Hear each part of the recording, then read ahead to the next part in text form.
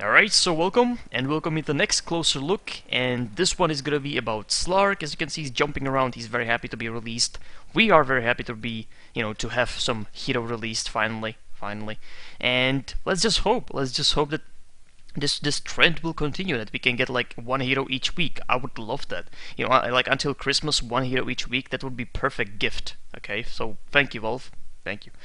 And yeah, Slark, so let's just get into it. I'll be explaining the skills, the item build, even though the item build is not really that important with this hero because I feel it's pretty much straightforward. You can't really go anything crazy. I mean, things are what they are and they work with this hero, so this is it. The skin definitely looks improved from Dota 1, if you remember, because he was based on the Warcraft 3 version of the like a subpar race of murlocs. They were just living in huts or something around like a river. It was pretty bad, like purple somethings. So this is definitely better. Improvement, straightforward. So let's get into the skills. It's simple, but the mechanic I feel behind it is pretty complicated, and you have great mobility, great burst even in the beginning, so let's get into it. So Dark Pact, okay, is, I would say, pretty much your main nuke. It's an area effect, so if you want to cast it, you can actually cast it on multiple heroes, as you can see. There's a delay, as you could see, between the actual cast, between what's actually happening. So the spell does 300 damage on level 4.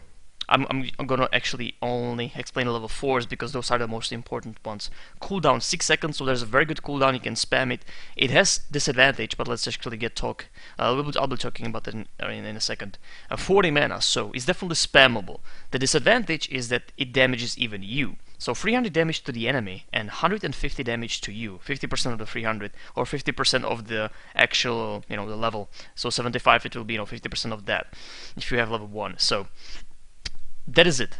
So there's going to be delay 1.5 seconds before it actually does anything. And then it's going to cast in that 325 radius.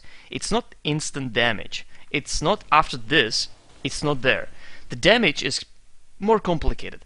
Okay, it's basically pulses. It's basically pulsing for 1 second. And it's 10 pulses. So each pulse is 0.1 second cast. Okay. So if you look at the HP, it will basically continuous drop, because it will be reaching, in that 1 second the 150 range for me, even for others. So it's continuous drop of HPs. Alright, over that 1 second. And I think the more, it's a decent damage. If you have in the beginning, it's a decent damage. So if you have the pounds and this, it's pretty much decent combo to actually damage somebody and just hit it a few times. Definitely works against supports. You can melt them pretty easily, okay? But what is actually good, even for late game, even for juking potential and stuff like that, is that it removes these pulses. So after the delay, the actual pulses, the 10 pulses in that 1 second, it removes debuffs, like a stuff, like amplified damage. Actually, almost every single stuff, amplifying damage, some negative effects like slow on you.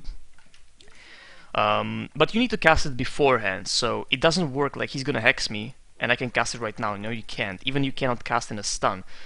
It's no morphling here, so if you want to get away from that stun, get away from the effect, which always shows right here, so you need to cast it before. Then he hexes you, and you're gonna break from it immediately. Okay, so basically 3.4 second hex is dispelled in a matter of 1.5 or 1.6 seconds to be precise, or 1. Whatever. If you're gonna cast it beforehand, it can be just 1 second. So that's very good. It works against the stun too.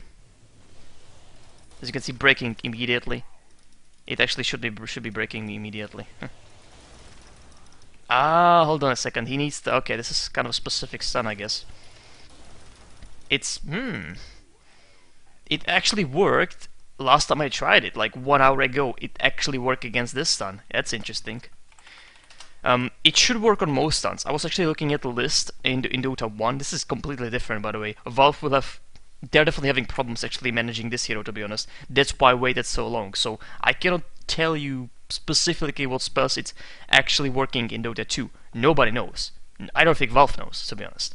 But let's go with the slow. There's the open wounds. Okay, gonna break it. There we go. Nice.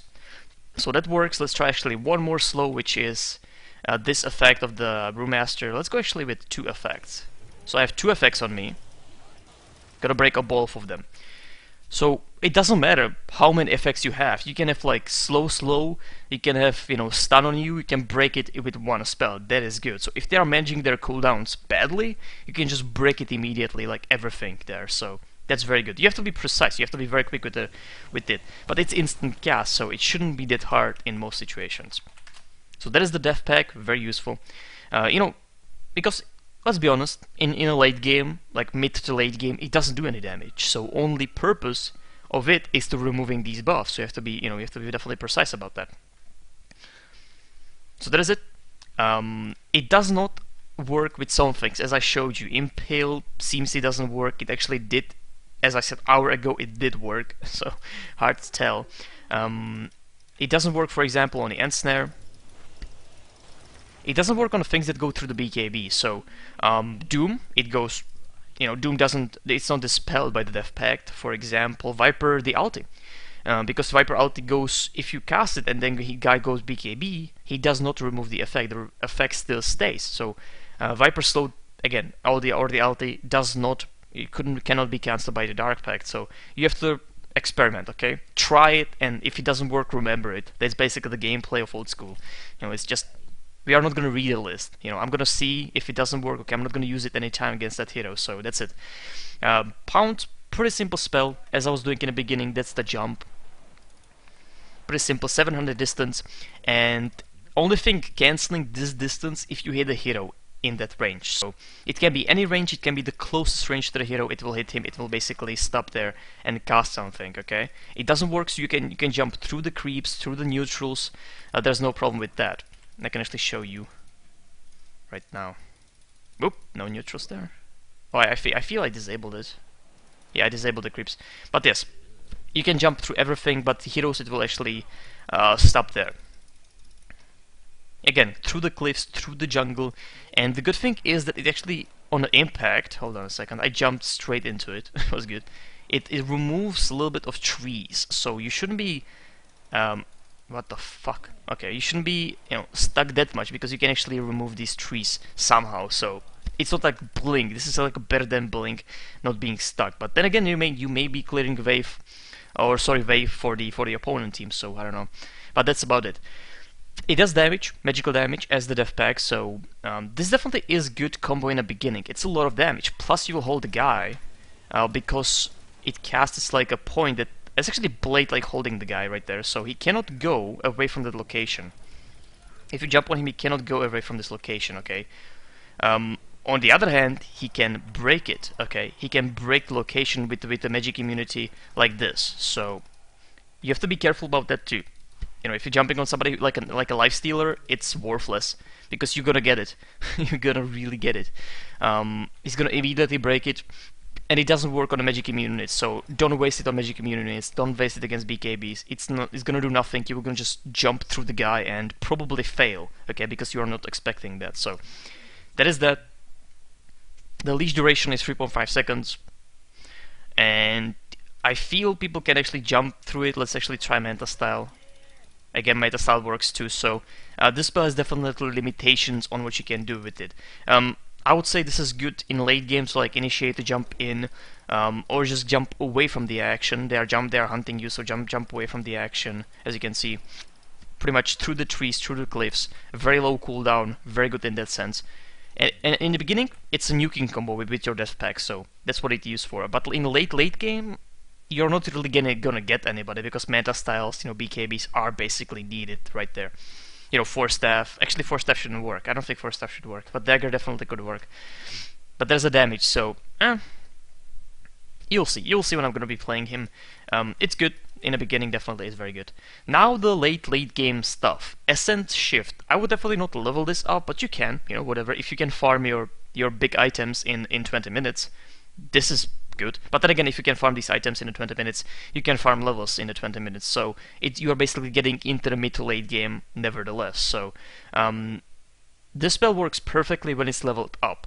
This spell does not work that good if it's not leveled up, because the duration of what it has is 15, 30, 60, and 2 minutes. So level 4, I'll be discussing that right now, okay? So what it does, it steals every attribute one by one. So basically steals 3 attributes, okay? Strength, agility, and intelligence. And it gives you, not 3 of them, okay, not each of them, but it gives you 3 agility. And it's really good in a sense of, in the beginning, as I said, at least 1 is good. Or even mid-game, because right now, let's say he's got in 1,300 mana. Let's say he's got only 300, or let's say 500 mana, okay? Look at his mana pool, decreasing. So in the tight situations, okay, you're gonna be hitting him, and he might not have, because you know, you don't have full mana all the time, okay? He may not have mana to cast anything, and basically, as you can see, the effect stays there. Until this hero dies, or until Slark dies, okay? So if I die, this is gonna disappear. If he dies, obviously it's gonna disappear, so... But then again, it stays there, so... That's the power. He won't have mana in the... It happened so many times in Dota 1 that I was just hitting somebody and bam, he couldn't cast anything. In the middle of the cast, like let's say Pugnas or whatever, I cannot really give you an example, like in the middle of the animation I cancel it and he didn't have mana for it, so that's very good. That's very good, limiting their mana, their agility. You're limiting everything and gaining basically everything too. You're gaining damage because you know each agility point is 1 point of damage. So right now I have 60 agility, meaning plus 60 damage. And look at the armor, that's improving too. His armor is decreasing, okay? Plus his effective HPs, or the maximum HPs, are decreasing too. So even in the next fight, when he gets away, he can actually have so less mana. Look at this shit. He can be like completely screwed by the steal. But we are just talking about like a late game, let's say. So you know how long the fight is, you are getting stronger. So you can actually win a fight just because you have plus 100 agility. It's plus 100 straight damage, okay? If you have, let's say, Manta style, this works perfectly because the damage from, you know, the pure damage, this like a white damage, is actually it's actually, you know, transferred onto the Manta style. So it's ridiculously strong. Even with the butterfly, like Manta style would be actually a pretty good item later on because you will give so much damage to them. You know, with the critical, it would be kind of insane, even the damage from the illusion. So a very good spell, pretty much late game. In the beginning, I've seen it used as an option to kind of lower his mana. People don't have mana then, which is pretty useful. So that is it. And Shadow Dance. I think this is the most ridiculous thing that the Slark has. From the moment that you have Shadow Dance, you don't have to worry about HP regen, okay? You don't have to go to your well, not even once, okay? Just for the mana. But if there are Arcane Boots on your team, you don't have to go back, okay? You don't have to see your well for the rest of the game. Pretty much certain. If you don't die, of course. So there's an active component of the ulti and there's a passive component of the ulti. So the active component of the ulti is Invis for 5.5 duration. That's pretty good. It stays on every single level. The mana requirements 120 and 25 seconds cooldown. That is it. It will make you Invis, but as you can see, the fog. Enemy team cannot see you, cannot target you if they don't have vision, but they can see the fog, so you are not getting away. They see you. So if this guy is a dust, he knows exactly where to go for you. Okay, so you have to be careful about that. They know exactly where you go. And that's it. That's the active component. 5.5 seconds. You can actually hit them. You can cast any spells. And yeah, that's what you can do. So not really for escaping, it's mostly for, okay, they don't have vision, so I can just pull my combo off. I can focus on somebody, you know, cut him down when I can in these 5.5 seconds. And you definitely can as a Slark. Get some agility, and basically, maybe then activate like a BKB some animation and do it over. Gain more and more, you know, more and more damage, more and more momentum. So that's the active component. Pretty good. But what is ridiculous, and that's what I was telling you, you don't have to go to the well ever again, is the passive component. So the passive component, okay, is a bonus movement speed 40%, okay? So it will be around 500 for me, just with the power trap. And HP regen 7%. What it actually means, okay, I'm gonna do some damage right now to me. Alright. Let's do some damage. As you can see, my regen is 3.7 seconds, which is nothing. Alright. I'm gonna lower to like let's go 500, 400, that's enough.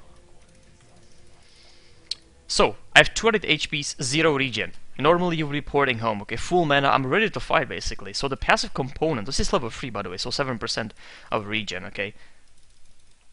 You have to get out of the vision, okay? You have to get out of vision of enemy creeps and enemy heroes, which means there's actually a radius, so it will be like right this. So if I'm gonna get out of the vision, come on. Come on. Oh, hold on. There we go. This is the out of vision. Look at the regen. So it's 3 seconds, 4 seconds, 5, 6, 7, 8, 9, 10. Let's say 10 seconds for full regen. I'm ready. 10 seconds is just running away, okay? Let's say I have low HPs. I just jump over. I just ran for 10 seconds. And then this means I have like 70% of my HPs. I can go back to the battle. That's what makes it ridiculous. But they need to lose a vision, okay? So right now, as I showed you, I actually had to turn off the all vision. Right now, the radius will be like this. So as I said, this is the radius. So pretty much with your spells, like a pounce, you can actually jump away with it. There is a 0.5 seconds until it's activated. If they don't have the vision on you, and then you just run away with extra movement speed, extra health. So you just don't need to go back. That's the power of Slark. You can just run around on the map, not needing to go back. Only problem is a mana. And that's just the beginning. But it's a problem. Definitely it's a problem. Your HPs, the Dark Pact will be... I thought I said Death Pact, whatever. Dark Pact will be lowering your HPs very effectively. But the moment that your ulti kicks in, that's it. You have 80... You will have like 80 or 70 HP per second regen. Okay. Without vision. And you just don't have to worry about anything at that point. Only mana. So, great hero, that's about it. The items very quickly. You kind of need some attack speed, because attack speed definitely defines, let's say your, effectiveness to steal HPs in a certain time. So, and if they have disables, you need BKB. You won't be able to actually break that many things with the Dark Pact, okay? So attack speed very important. As you can see, right now it's a 1.4 seconds with the activated Mask of Madness. The thing is, here is actually cooldown that will be going off, but it's 0.25 on level 4. Okay, my attack speed with activated Mask of Madness is, with that many intelligence, with that many agility, which is 200 at this point, is just that much. Okay, I won't get to the point. I even won't get to the point. Let's just attack it for a while. If I can even get there. As you can see, there's limitation. I'm getting a little bit, but it's just not lowering. So 0.25, it doesn't have to be even there, because you won't get to that point. It's not possible in normal games. So this is like just by the way, it's there, but it doesn't mean anything, okay? What it would mean if your attack speed would be faster than 0.25 seconds, it would for hit, it would mean that it wouldn't steal that attribute. That's about it. So that's it, Slark. I would actually try the Manta style, because this seems ridiculous, the agility gain, the raw damage that will be transferred to the illusions. They'll definitely build, Basher. Mask of Madness is kind of a fun build. I think BKB is needed when you need to be there, you need to hit them, so you need something to be magic immune. 10 seconds, that's what you need. With Invis, if they slip, they don't have a vision, so you have 5.5 plus 10 seconds of BKB works great. One more thing, you can actually activate items in a pounce, so I can just pounce into the Shadow Blade. It's like a trick bullshit, but still. I can pounce, activate Mask of Madness, BKB in the pounce, so people cannot stun me in a pounce. You can stun people in a pounce. For example, if he's gonna do this and I'm gonna pounce, it will stun me, so you have to be careful about that, okay?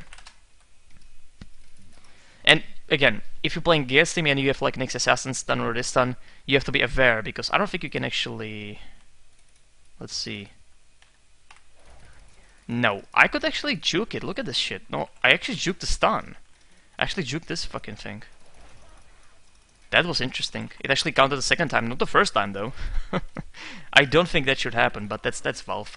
So that's it. That's it for Slark. Thank you for watching. I'll be playing him Friday. My mic is weird, so if I don't post anything sooner than in Friday, that's because I'm buying new mic basically, and they need to deliver it, so it should be there like midnight. Not midnight, sorry, like evening or something like that. We'll see. So thank you for watching. This was a Slark. Definitely it's gonna be a lot of fun to play him. Some things can be OP on the public, I can tell you right now, like this, and the passive component of the ulti can be pretty much OP on the public. So we shall see. Thank you for watching.